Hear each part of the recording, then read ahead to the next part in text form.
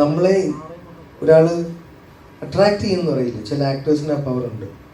തീർച്ചയായിട്ടും നമ്മളുടെ legendary actors ഇവിടെ ഇരിക്കുന്നതിൽ ഉൾപ്പെടെ നമുക്ക് ആ പവർ ഫീൽ ചെയ്യുന്നത് പ്രേക്ഷകരായ നമുക്ക് ആ ഒരു മാഗ്നറ്റിക് പുള്ള് ബേസിൽ സ്ക്രീൻ ചെയ്ത് വരുമ്പോൾ എനിക്ക് ഫീൽ ചെയ്യാറ്. ബേസിൽ പല സമയത്ത് എന്നോട് അദ്ദേഹത്തിൻ്റെ ചോയ്സുകളിൽ റെപ്പറ്റീഷൻ ഉണ്ടോ എന്നൊക്കെ ഉള്ളൊരു ഇൻസെക്യൂരിറ്റി അല്ല, കൺസേൺ. അത് ഏതൊരു ആക്ടർക്കും വേണമല്ലോ.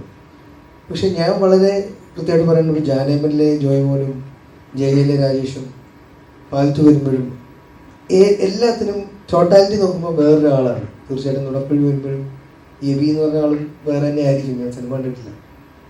ഞാൻ വളരെ ആസ്വദിക്കുന്ന, ഇപ്പോൾ എല്ലാ പ്രേക്ഷകർക്കും മലയാളികൾക്കും ഉള്ളൊരു സന്തോഷമുണ്ടല്ലോ, റേസിനെ കാണുമ്പം ആ ചിരി കേൾക്കുമ്പോൾ നമുക്ക് ചിരിക്കാൻ തോന്നും. അത് അങ്ങനെ തന്നെ ഉണ്ടാകട്ടെ. സിദ്ദീഖ്, റൈറ്റർ KK അദ്ദേഹം ആദ്യം പറഞ്ഞു 90കളിൽ കോമഡി വളരെ നന്നായി ചെയ്തിരുന്ന ഒരു ആക്ടറാണ് താങ്കൾ. അപ്പോൾ ജഗദീഷ് ചേട്ടൻ, ജഗത് ചേട്ടൻ തുടങ്ങി എക്സ്പീരിയൻസ്ഡ് ആയിട്ടുള്ള ഒരുപാട് ആക്ടറുകൂടെ നന്നായിട്ട് അഭിനയിച്ച താങ്കൾ ഈ പുതിയ ജനറേഷനിലുള്ള ആൾക്കാരുടെ അഭിനയിക്കുമ്പോൾ എന്ത് തോന്നുന്നു? പിടിച്ചു നിൽക്കാൻ വലിയ പ്രയാസമാണ്. കാരണം നമ്മൾ ഒരുപാട് മുമ്പ് അഭിനയിച്ച് ശീലിച്ചൊരു രീതി ഉണ്ടല്ലോ, ആ രീതി അതേപോലെ ഫോളോ ചെയ്താൽ ഇപ്പോൾ ഇവർ തമാശ പറയുന്ന രീതിയും ഇവർ അഭിനയിക്കുന്ന രീതിയൊക്കെ കുറേ കൂടെ വ്യത്യാസമാണ്. അപ്പോൾ നമ്മൾ അവരുടെ കൂടെ അതേപോലെ നിന്നില്ലെങ്കിൽ നമ്മൾ ഔട്ട്ഡേറ്റഡ് ആയിരിക്കും. നിങ്ങൾ പ്രേക്ഷകൻ സിനിമ കാണുമ്പോൾ ഒരു വിഭാഗം ആളുകൾ അഭിനയിക്കുന്ന ഒരു ഈസിനെസ്സോ അല്ലെങ്കിൽ അവരുടെ ആ ഒരു ആക്ടിങ്ങിൻ്റെ ഒരു പാറ്റേണോ അല്ല വേറൊരാൾ കുറച്ച് നാടകീയമായിട്ട് അതല്ലെങ്കിൽ വേറൊരു രീതിയിൽ ചെയ്യുന്നു എന്ന് തോന്നുമ്പോൾ ഞാനൊരു ഏലിയൻ ഫീൽ വരും. അപ്പോൾ ഞാൻ ഔട്ട്ഡേറ്റഡ് ആവും. അപ്പോൾ ഞാൻ എപ്പോഴും ശ്രമിക്കുന്നത് കറണ്ട് ആയിരിക്കാനാണ്, ഇവരോടൊപ്പം അപ്ഡേറ്റഡ് ആയിട്ടിരിക്കാനാണ് ഞാൻ എപ്പോഴും ശ്രദ്ധിക്കുക. അപ്പോൾ ഈ അജു ഒക്കെ വന്ന കാലം തൊട്ടേ ഞാനുമായിട്ട് വളരെ അടുപ്പം സൂക്ഷിക്കുന്ന ആളുകളാണ്. അതെന്തുകൊണ്ടാണെന്ന് വെച്ചാൽ എനിക്ക് അവരുമായിട്ടുള്ള കമ്പനി ഞാൻ വളരെയധികം എൻജോയ് ചെയ്യുന്ന ആളാണ്. അപ്പോൾ ആദ്യം അജു എൻ്റെ കൂടെ അഭിനയിക്കുന്ന സമയത്ത് എൻ്റെ അടുത്ത് ഒന്ന് പരിചയപ്പെട്ട് സംസാരിച്ചിട്ട് പറഞ്ഞു, അത് ഞങ്ങൾക്കൊക്കെ പേടിയായിരുന്നു നിങ്ങൾക്ക് അടുത്തേക്ക് വന്ന് സംസാരിക്കാൻ.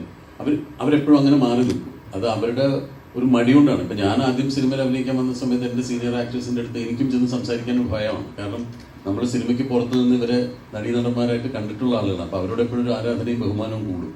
അപ്പോൾ ഞാനെപ്പോഴും ഇവരൊക്കെ വന്നു കഴിഞ്ഞാൽ ഞാൻ ഇവരോട് കൂടുതൽ അടുപ്പം കാണിക്കുകയും ഇവരോട് കൂടുതൽ ഇടപഴകുകയും ചെയ്യുമ്പോൾ നമുക്ക് ഇവരുടെ ഒരു രീതികൾ മനസ്സിലാവുകയും അതേപോലെ അഭിനയിക്കാൻ സാധിക്കുകയും ചെയ്യുമെന്ന് വിശ്വസിക്കുന്ന ഒരാളാണ് ഞാനെപ്പോഴും. അപ്പം അവരുടെ ഒരു പാറ്റേണിലേക്ക് ഞാൻ മാറാനാണ് എപ്പോഴും ഞാൻ ശ്രദ്ധിച്ചുകൊണ്ടിരിക്കുന്നത്. അതല്ലെങ്കിൽ ഞാൻ ഔട്ട്ഡേറ്റഡ് ആയി പോകുന്നൊരു ചിന്തയും ഭയവുമാണ് എനിക്കുള്ളത്.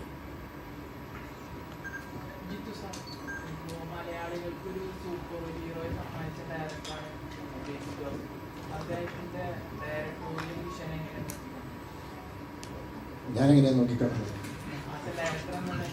അല്ലെ, വളരെ എന്താ പറയുക, ഈ പുതിയ രീതികൾ അവലംബിക്കാൻ, പുതിയ പരീക്ഷണങ്ങൾ നടത്താനും കങ്കൂറ്റുള്ളൊരു സംവിധായകനാണ്. കാരണം ഇപ്പം പുള്ളി ഒരു പ്രൊജക്റ്റിലേക്ക് പോകുന്നതും അത്യാവശ്യം വളരെ എന്താ ചില്ലറക്കളിയല്ല അത്.